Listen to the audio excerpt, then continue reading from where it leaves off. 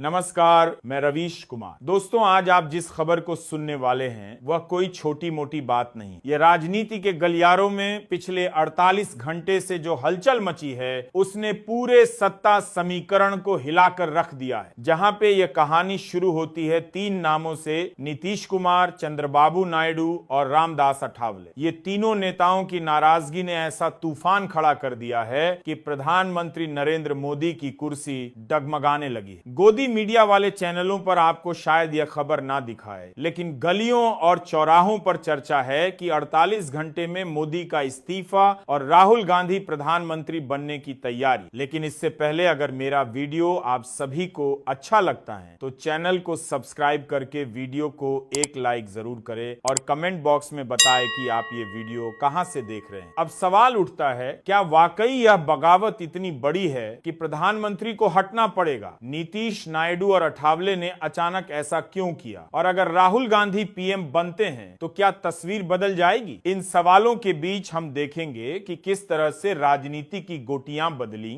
गठबंधन की इमारत में दरार पड़ी और किसने किसके खिलाफ बगावत का बिगुल बजाया। दोस्तों, राजनीति में 48 घंटे बहुत होते हैं। 48 घंटे में सरकारें बनती भी हैं और गिरती भी। आज यही खेल दिल्ली में चल रहा है। चलिए शुरू करते हैं इस कहानी का पहला पड़ाव, बगावत की आहट। बगावत कभी अचानक नहीं होती, उसके बीज बहुत पहले बो दिए जाते हैं। नीतीश कुमार लंबे समय से बीजेपी से असहज थे, कभी सीटों के बंटवारे को लेकर, कभी दिल्ली की मनमानी को लेकर और कभी मोदी शाह की कार्यशैली को लेकर। लेकिन यह असहजता खुलकर सामने नहीं आ पा रही। फिर आते हैं चंद्रबाबू नायडू। दोस्तों, आंध्र प्रदेश की राजनीति में उनका दबदबा है, लेकिन दिल्ली में उन्हें वह सम्मान नहीं मिल रहा था जिसकी वे उम्मीद करते थे। मोदी सरकार ने उन्हें बार बार वादों का झुनझुना थमाया, लेकिन आंध्र को विशेष राज्य का दर्जा देने का वादा हवा हवाई रहा। नायडू की नाराजगी धीरे धीरे गुस्से में बदल रही। तीसरे खिलाड़ी हैं रामदास अठावले। अठावले को बीजेपी के साथ रहते हुए भी अक्सर हाशिए पर डाल दिया गया। मंत्रिमंडल में छोटा मंत्रालय, निर्णयों में कोई बड़ी भूमिका नहीं और मीडिया में सिर्फ मजाकिया बाइट्स तक सीमित कर दिए गए। अठावले ने महसूस किया कि दिल्ली की राजनीति में उनका इस्तेमाल हो रहा है, लेकिन उन्हें कोई गंभीरता से नहीं ले रहा। इन तीनों नेताओं की बेचैनी और आक्रोश जब एक दूसरे से मिले तब बना बगावत का गठबंधन। दिल्ली के एक शांत कोने में हुई मुलाकात में तीनों ने तय किया कि अब बहुत हुआ, अब मोदी सरकार को झटका देने का वक्त आ गया है। डोंग की गोदी मीडिया इसे अफवाह कहेगा, लेकिन राजनीतिक गलियारों में यह बात फैल चुकी थी कि अगले 48 घंटे में बड़ा धमाका होने वाला है, और वही हुआ। संसद से लेकर राज्यों तक हलचल मच गई। नीतीश कुमार को राजनीति का चाणक्य भी कहा जाता है। उनकी सबसे बड़ी खासियत है सही वक्त पर सही पाला बदलना। कभी बीजेपी के साथ, कभी कांग्रेस के साथ, कभी महागठबंधन, कभी एनडीए। नीतीश की राजनीति इसी लचीलापन पर टिकी रही, लेकिन इस बार मामला सिर्फ पाला बदलने का नहीं था। इस बार नीतीश के पास मौका था मोदी को झटका देने का। बिहार में गठबंधन के भीतर भी वह दबाव महसूस कर रहे थे। उनके विधायक कह रहे थे कि बीजेपी उन्हें कमजोर कर रही है, जेडीयू का भविष्य दांव पर है। नीतीश ने धीरे धीरे नायडू और अठावले से संपर्क बढ़ाया। यह संपर्क सिर्फ शिष्टाचार तक सीमित नहीं रहा। दिल्ली की राजनीति में यह तिकड़ी अब सक्रिय हो चुकी। नीतीश की योजना साफ थी, पहले एनडीए के भीतर असंतोष को खुलकर सामने लाना, फिर विपक्ष के साथ तालमेल बिठाना और आखिरकार ऐसा दबाव बनाना कि मोदी को इस्तीफे तक जाना पड़े। नीतीश ने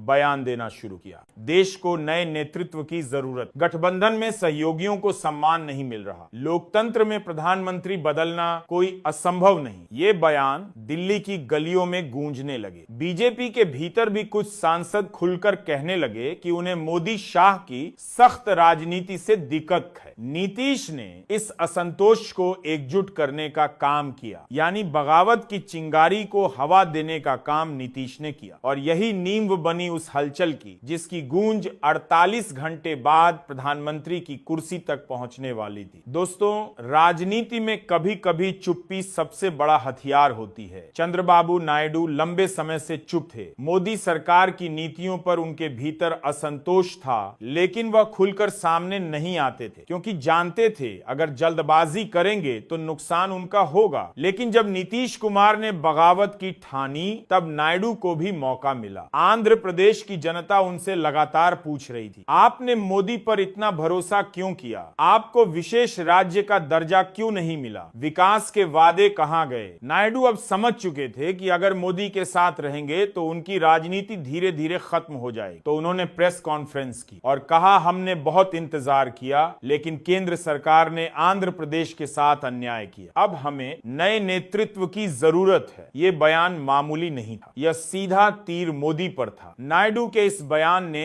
एनडीए के भीतर हड़कंप मचा दिया, क्योंकि अगर दक्षिण का बड़ा चेहरा बगावत कर दे तो बीजेपी का पूरा दक्षिण भारत का गणित बिगड़ जाता है। जहां पे नायडू ने सिर्फ बयान नहीं दिया बल्कि अपने सांसदों को भी सख्त निर्देश दिया कि संसद में मोदी सरकार का समर्थन न करें। यानी नीतीश और नायडू अब एक ही नाव में सवार हो चुके और इस नाव को किनारे तक ले जाने के लिए तीसरे साथी की जरूरत थी। अब आते हैं रामदास अठावले पर। लोग उन्हें अक्सर हल्के फुल्के बयान और कविताओं में देखते रहे। गोदी मीडिया ने उनकी छवि हंसाने वाले नेता तक सीमित कर दी, लेकिन राजनीति में हर नेता की एक हद होती है। अठावले बार बार मंत्रालय में बड़ा रोल मांगते रहे। दलित राजनीति में उनका कद है, लेकिन बीजेपी उन्हें सिर्फ गठबंधन की संख्या पूरी करने का साधन मानती रही। समय बीतता गया और अठावले का गुस्सा बढ़ता गया। फिर जब नीतीश और नायडू ने संपर्क किया तो अठावले को मौका दिखा। उन्होंने कहा,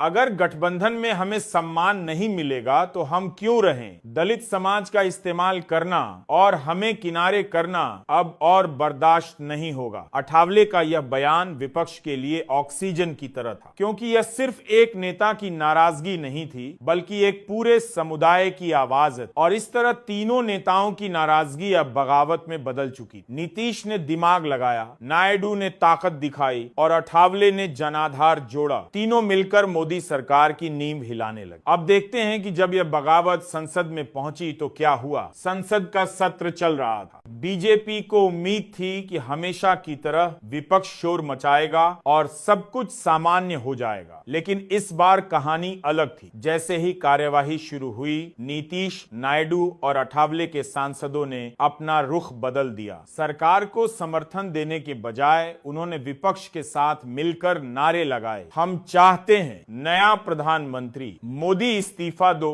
बीजेपी नेताओं के चेहरे उतर गए। स्पीकर बार बार शांति की अपील करते रहे, लेकिन संसद में माहौल बेकाबू था। इसी बीच कांग्रेस और अन्य विपक्षी दलों ने तुरंत मीटिंग बुलाई। राहुल गांधी के नेतृत्व पर सभी सहमत हो गए। यानी एनडीए के भीतर दरार और विपक्ष की एकजुटता ने मोदी सरकार को घुटनों पर ला दिया। और संसद से बाहर मीडिया भी हैरान। गोदी चैनलों के एंकर कंफ्यूजन थे कि यह खबर कैसे दिखाएं। कुछ ने इसे गलतफहमी बताया तो कुछ ने कहा यह कांग्रेस की चाल है, लेकिन हकीकत यह थी कि सरकार वाकई डगमगा रही। प्रधानमंत्री नरेंद्र मोदी हमेशा आत्मविश्वास से भरे रहते हैं, लेकिन जब आपके ही साथी बगावत कर दें तो आत्मविश्वास भी डगमगा जाता है। मोदी शाह की जोड़ी हमेशा गठबंधन के सहयोगियों पर दबाव डालकर काम करती रही, लेकिन इस बार उल्टा हो गया। 48 घंटे के भीतर हालात ऐसे बन गए कि मोदी को अपने इस्तीफे की तैयारी करनी पड़ी। भाजपा के वरिष्ठ नेता बैकग्राउंड में समझौता कराने की कोशिश कर रहे थे, लेकिन नीतीश और नायडू साफ कह चुके थे, हम मोदी के नेतृत्व में अब नहीं रहेंगे।